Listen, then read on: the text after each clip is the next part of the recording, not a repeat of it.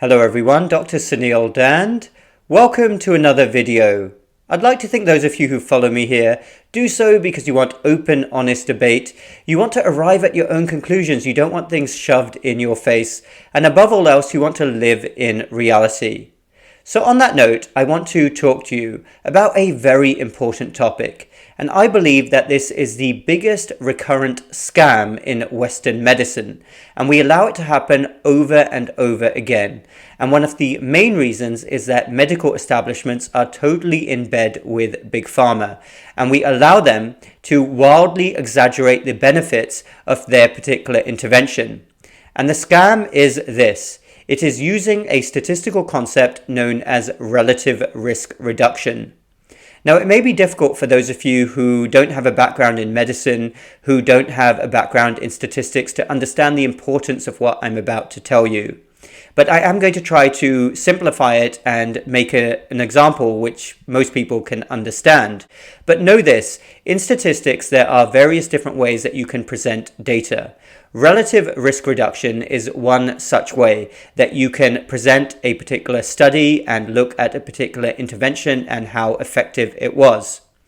Absolute risk reduction and number needed to treat are two other core statistical concepts, but they are deliberately left out of discussions when Big Pharma is frequently promoting its products. And actually, I think there should be a rule that these two statistical concepts should also be displayed openly so that everyone can see how beneficial and effective any particular intervention is. So let me give you an example of how this works. A trial might be designed, a piece of research, frequently by the Big Pharma company itself. And as an example off the top of my head, you study 2 million people and you intervene on 2 million people.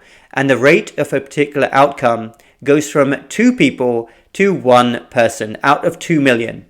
That is a 50% risk reduction.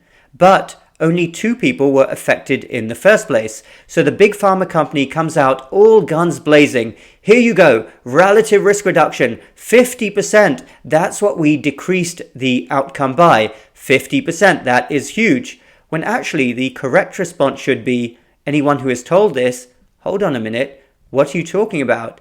There were 2 million people. Hardly anyone was affected in the first place. Does this really apply to me? Or is it a specific group of people that you should be targeting? Or should you indeed even be intervening in the first place? Those are the questions.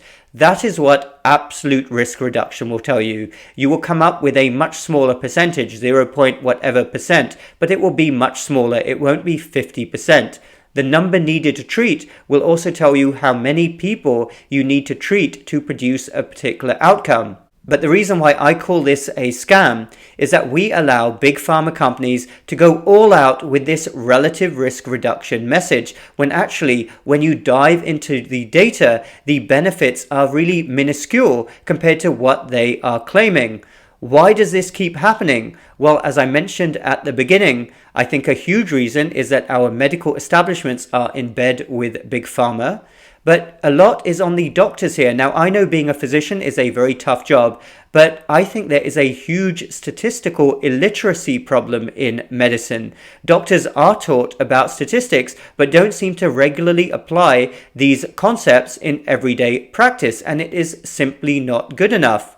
Also, we don't, in the medical profession, tear apart studies, we don't critically think and really try to break down data as much as we should be doing. And we fail our patients by doing that. It is simply not good enough to run with the Big Pharma talking points. We should be asking the questions and actually looking at the true benefits of any particular intervention. Remember, a lot of these interventions are very expensive as well, whether that's to the patient or the government is paying and the taxpayer is paying. These are not cheap interventions.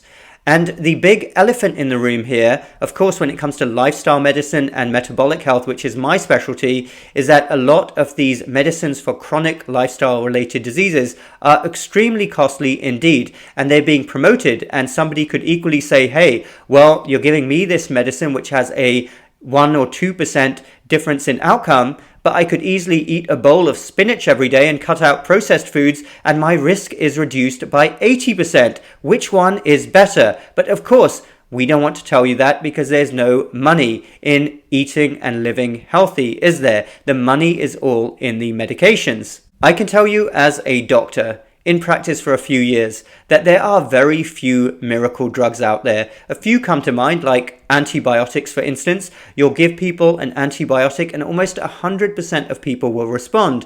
Or somebody comes into hospital with a blood pressure which is through the roof. We have medications with almost 100% response rate. They will reduce the blood pressure. But most interventions out there right now, which are being pushed by big pharma companies, are not like that. The true benefits are minuscule, but we allow them to keep pushing relative risk reduction and making things seem much better than they are. And it's a failure on multiple fronts. It's a failure of the medical profession to allow it to happen. It's a failure of the media. Surprise, surprise, the media fails. But we don't ask the questions and we don't hold people to account. And if we're talking about expensive products, that's the least we should be doing for our patients, if nothing else. I consider it a complete scam that so often we just go with relative risk reduction.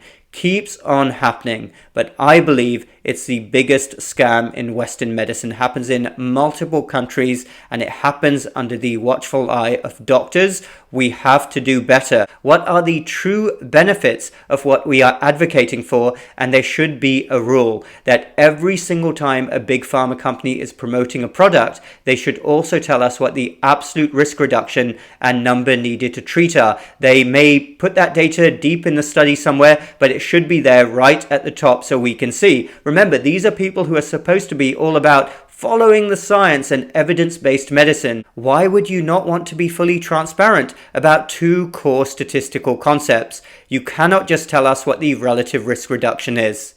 Thanks everyone for listening. Dr. Suneel Dhand. Remember 3 things. Modern mainstream culture will make you very sick very fast. Sadly, a lot of healthcare and medicine has become very corrupted, and fewer things are to be more cherished than our freedom. Thanks again. Do hit the subscribe button down below for more similar videos in the future. Also hit the bell button so you get notified when I make more videos. And do come follow me on my uncensored platform, locals.com, where we have more open, honest, interesting discussions away from this environment of big tech censorship and silencing. We will talk again very soon.